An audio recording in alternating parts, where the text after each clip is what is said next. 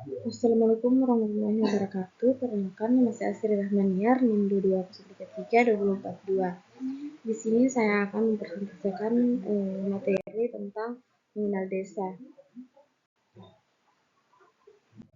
Selanjutnya, untuk mempresentasikan waktu, saya akan melangkah ke materi yang pertama, itu pengertian desa. Analisis ekonomi desa didefinisikan sebagai suatu lingkungan dengan istilah desa berasal dari bahasa India Swedesi yang berarti tempat asal, tempat tinggal, negeri asal atau tanah leluhur yang merujuk pada suatu kehidupan dengan ketentuan norma serta memiliki batas yang jelas. Yayuk dan Mangku 2003. Desa didefinisikan sebagai suatu lingkungan dengan penduduk kurang dari 2.500 orang. Yang kedua itu analisis psikologis.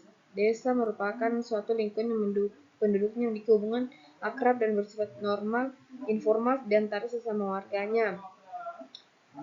Yang ketiga yaitu penduduknya tergantung pada pertanian.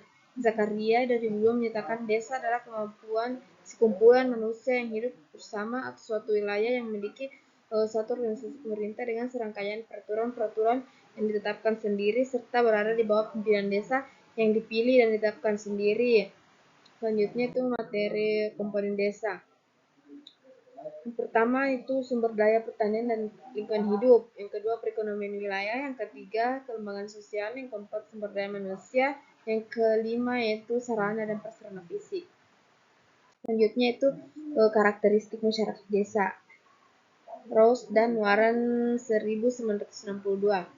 Yang pertama itu peranan kelompok primer sangat besar. Yang kedua yaitu faktor geografis sangat menentukan pembentukan kelompok masyarakat. Yang ketiga, hubungan lebih bersifat intim dan awet.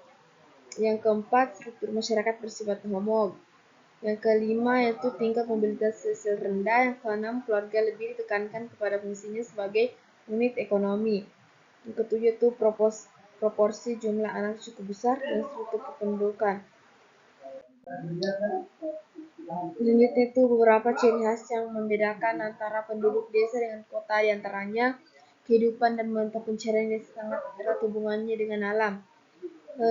Pada umumnya anggota keluarga mengambil peran dalam kegiatan bertani dengan tingkat keterlibatan yang berbeda-beda. Masyarakat desa sangat terkait dengan lingkungan dan nilai-nilai yang dianutnya. Terbangunnya kekerabatan yang sangat kuat, pola kehidupan keluarga dan masyarakat yang saling ketergantungan, sehingga berkembang nilai-nilai gotong royong, kerjasama, perasaan sepanggung dan tolong menolong. Hidup di desa banyak berkaitan dengan tradisi, nilai, norma, adat, dan yang telah dikembangkan secara turun-temurun dari satu generasi ke generasi berikutnya. Selanjutnya itu keterbukaan dan keterlibatan yang sangat erat dan permasalahan rohani atau keagamaan sangat kental. Terkadang untuk sebagian masyarakat sangat meyakini nilai-nilai atau kepercayaan yang bersifat mistis sehingga kurang menerima hal yang bersifat rasional dan kritis. Selanjutnya itu tipologi desa. Tipologi desa yang pertama itu desa pertanian, terdiri dari desa pertanian berlahan basah dan kering, desa perkebunan yang dikelola oleh masyarakat sebagai pemilik dan swasta, serta desa nelayan, tambak, perikanan, darat, pantai, dan laut. Selanjutnya desa peternakan, di mana mata pencaharian utama yang sebagian besar penduduknya peternak. Dalam kenyataan hingga saat ini desa sulit dijumpai dengan desa yang homogen. Meski mata pencaharian lain, namun beternak menjadi mata pencaharian utamanya. Selanjutnya yaitu desa industri. Tipologi desa ini dibagi dalam dua macam, yaitu desa industri yang memproduksi alat pertanian secara tradisional maupun modern dengan sistem upah sesuai dengan manajemen masing-masing. Desa industri memproduksi barang kerajinan seperti perabot rumah tangga terbuat dari kayu jati, rotan, dan bahan koneksi. Selanjutnya itu Instruksi Menteri Dalam Negeri Nomor 11 Tahun 1992 tentang pelaksanaan klasifikasi dan tipologi desa, golongkan dalam tiga, yakni desa swadaya, desa swakarsa, dan desa swasembada. Desa swadaya merupakan desa yang paling berbelakangan dengan budaya kehidupan tradisional dan sangat terikat dengan adat istiadat. Desa ini biasanya memiliki tingkat kesejahteraan rendah, sarana dan prasarana minim serta sangat tergantung pada alam. Desa Swakarsa merupakan desa yang memiliki perkembangan lebih maju dibandingkan desa swadaya. Desa ini telah memiliki landasan lebih kuat dan berkembang lebih baik serta lebih kosmopolit. Desa Swakarsa penduduknya mulai melakukan peralihan mata pencaharian dari sektor primer ke sektor lain.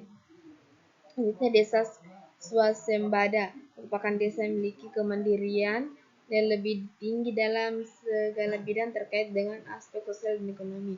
Desa Swasembada mulai berkembang dan maju dan petani yang tidak terkait dengan adat istiadat atau pola tradisional. Prasarana dan sarana yang lebih lengkap dengan perekonomian lebih mengarah daripada industri barang jasa, sektor primer dan sekunder lebih berkembang. Itulah tadi paparan materi dari saya. Sekian, terima kasih. Assalamualaikum warahmatullahi wabarakatuh.